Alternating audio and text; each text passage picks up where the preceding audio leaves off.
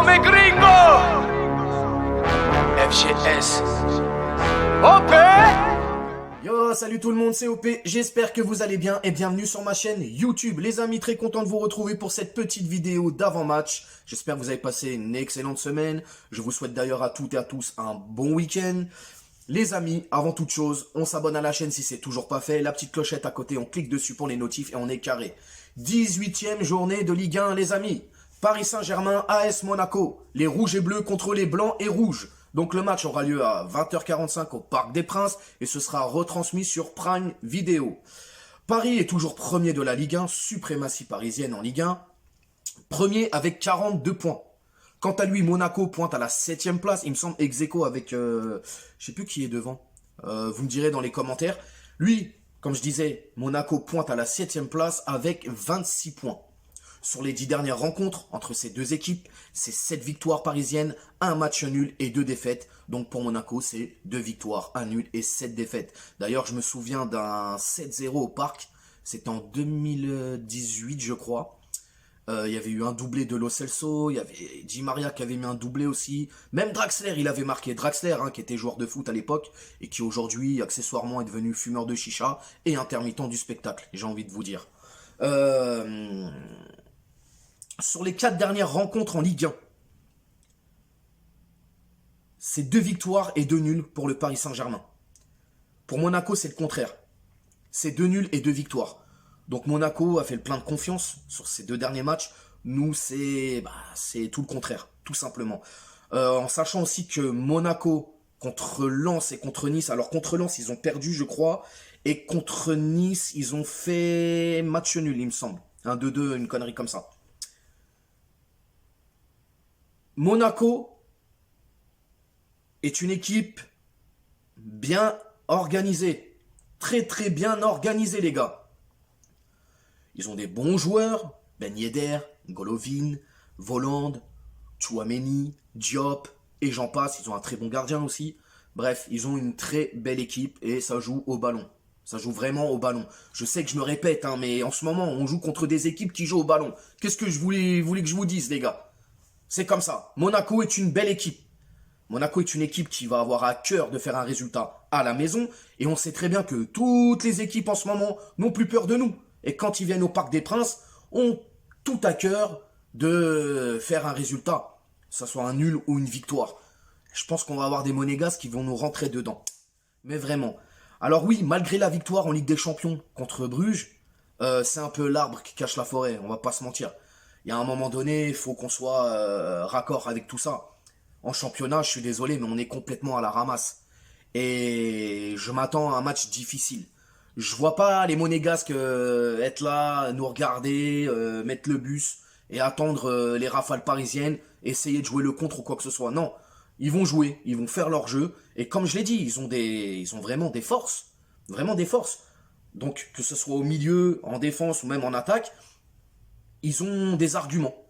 Et ils vont faire valoir ces arguments. Donc, je m'attends à un match quand même compliqué. Vraiment, vraiment compliqué. Pour le score, je vois un petit 2-1 pour Paris Saint-Germain. Un petit 2-1, parce que, comme je le dis, je pense qu'on va s'imposer. Alors après, la physionomie du match, les gars, je pourrais pas vous le dire. Tant qu'on prend les 3 points, ça me suffit, moi, personnellement.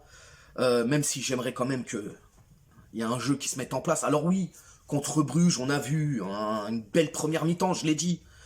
Mais voilà, deuxième mi-temps, on chute. Et c'est pas bon, et c'est pas bon, et c'est toujours pareil.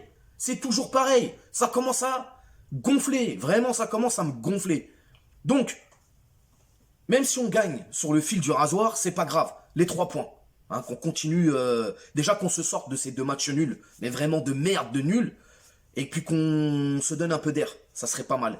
Donc 2-1 pour le score, but de Messi, but de Mbappé, en espérant que Messi aura un peu plus de réalisme, parce que même s'il a mis son doublé en Ligue des Champions, en Ligue 1, ça tâtonne. C'est pas bon, c'est pas bon, c'est pas bon. Celui qui me dit que Ramos, j'allais dire à Ramos, on va en venir après, mais celui qui me dit que Messi, il est top du top, c'est un sacré menteur. Vraiment un gros menteur. Pour ce qui est de la compo, Donc la compo, tout simplement, je vois un 4-3-3. Et je pense qu'on va repartir un peu sur les mêmes bases que contre Bruges. Donc ce sera pour moi Donnarumma dans les cages. Parce que Navas, alors, on le voit, hein, avec Navas et Donnarumma, on le voit que le remplacement se fait petit à petit. Hein, on voit qu'un peu que Navas est un peu évincé. Les gars, c'est à mon grand regret. Franchement, Navas, c'est Navas, quoi. Mais voilà, qu'est-ce que vous voulez qu'on dise? Qu'est-ce que vous voulez qu'on fasse? C'est voyant, les gars. À un moment donné, faut dire les choses. Là, on voit progressivement que Navas est en train d'être mis sur le côté et on essaye d'imposer un peu Donnarumma. Donnarumma, après, voilà, ça parle pour lui. Il est bon, il est fort, le mec. Il nous fait des matchs de ouf. Qu'est-ce que vous voulez qu'on dise? Qu'est-ce que vous voulez qu'on dise? C'est compliqué. C'est une situation compliquée. Est-ce que Paris va pouvoir gérer ce truc-là? Pour l'instant, bon, ça a l'air de tenir. Après, on verra. Donc, Donnarumma dans les cages. Marquinhos, Diallo. Hein, ça a plutôt bien fonctionné contre Bruges. Diallo qui a été très bon. Donc, je pense qu'il va être remis en défense centrale. Pourquoi? Parce que Kipembe, apparemment, il a des douleurs abdominales. J'espère que c'est pas une gastro. On sait jamais. Hein. Coup de chasse et tout, c'est relou, quoi. Diallo, moi je l'ai trouvé bon. Alors Ramos, j'en parlerai après et vous verrez pourquoi il est toujours pas là. Donc Bernat à gauche, Hakimi à droite. Oui, parce que Mendes il a ressenti une douleur, donc il sera pas là, je pense. Verratti en sentinelle avec Wijnaldum et Gay au milieu pour l'épauler. Et puis l'attaque, hein, ce sera le trio. Donc Messi en pointe, Mbappé à gauche et Di Maria à droite. Donc voilà, c'est un 4-3-3 classique. Ramos. Sergio. Quand Ramos est arrivé au Paris Saint-Germain, j'ai été très ravi, comme tout le monde. Hein. Mais j'ai été aussi l'un des premiers, avec d'autres aussi quand même, qui ont dit que... Parce qu'au début, on nous a vendu, comme je l'ai dit, on va la répéter, hein, on nous l'a vendu comme un joueur qui était encore au top au vu de sa visite médicale. Et puis on s'est aperçu très vite qu'il était blessé, mais qu'il était blessé quand même, une sacrée blessure quand même, qui est un peu relou à s'en remettre. On l'a pas vu, il a été effacé pendant quelques mois. À Saint-Étienne, par miracle, hein, c'est peut-être la magie de Noël les gars, je sais pas, il fait 90 minutes, alors qui ont été propres, j'étais le premier à le dire, qui ont été vraiment plutôt propres. En plus c'était pas dans un climat avantageux, il y a de la neige, il faisait froid... Mais il a tenu 90 minutes, il a été propre, il a fait des belles relances, franchement, clean. Et depuis, il s'est effacé. Alors moi j'étais, avec d'autres, l'un des premiers à dire que il était cramé. Et je le pense encore, parce que oui, quand Ramos a fait ses 90 minutes face à Saint-Étienne, on est venu me voir, on m'a dit, bah alors OP, il est cramé Ramos? Bah ouais mon poteau, il est cramé, regarde, il est toujours pas là ton gars. Ton gars il est pas là, il a fait un match, ça y est, on le voit plus. On paye un mec, c'est un intermittent du spectacle le gars, je suis désolé. Il faut le dire au bout d'un moment. Alors hein, ne comptez pas sur moi pour faire le guignol et me moquer de cette situation-là, parce que non, faut pas se moquer de cette situation-là. Moi cette situation-là, elle me casse les couilles les gars. On est en train de payer un mec qui peut pas jouer alors qu'on aurait pu prendre n'importe quel défenseur jeune ou un peu plus vieux, mais en tout cas qui est apte à jouer. Eh oui, moi j'ai pas envie de me moquer de cette situation, ça me casse les couilles. Non, c'est relou, c'est vraiment relou, là il va falloir faire quelque chose. Je sais pas, posez-vous à une table, Paris et Ramos, parlez-vous. À un moment donné, il faut trouver une solution. On va quoi, attendre février, puis février va faire 2 matchs, et puis pendant 3 mois il va pas jouer. Non, c'est pas possible les gars, on peut pas se contenter de ça, on est le Paris Saint-Germain quand même. Oh, à un moment donné ça arrive les erreurs de casting les mecs.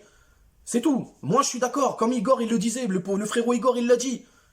C'est un mec, il aurait dû prendre sa retraite, Ramos. Il sait qu'il peut pas enchaîner. Prends ta retraite, poteau. Et Paris sont fautifs là-dedans aussi. Ils prennent un joueur qui est blessé. T'es là, tu payes un mec qui joue pas. C'est pas possible. Pas possible. Franchement, ça commence à me casser les couilles. Mais vraiment. Le cas Ramos, là... Alors oui, il a joué, il a été bon, on l'a tous dit. Waouh, magnifique. Mais là, c'est pas suffisant. C'est pas suffisant, les gars. Oh, c'est Ramos, bordel de merde. Même lui qui se remet en question au bout d'un moment. Poto, tu vois que ton corps, il suit plus, frère. Ça y est. Stop. Ah ouais, frère. Laisse tomber. Bref. Le score de 1. Mbappé. Messi. Donnarumma. Marquinhos. Diallo. Bernat. Hakimi. Verratti, Gay, Wijnaldum, trio infernal, Di Maria, Messi, Mbappé. Donc voilà, c'est mon 4-3-3. J'espère que Paris va avoir un petit sursaut quand même et va nous offrir un bon match. Je vais pas dire beau match, mais un bon match et une victoire surtout, parce que là les nuls contre Lens et contre Nice, ils sont pas passés. J'ai envie de vous le dire, ils sont vraiment pas passés. Sur ce, les amis, on se retrouve demain pour le débrief après le match. Et puis bon samedi, et puis bon dimanche pour demain aussi. Et puis je vous dis à demain. Ciao, ciao!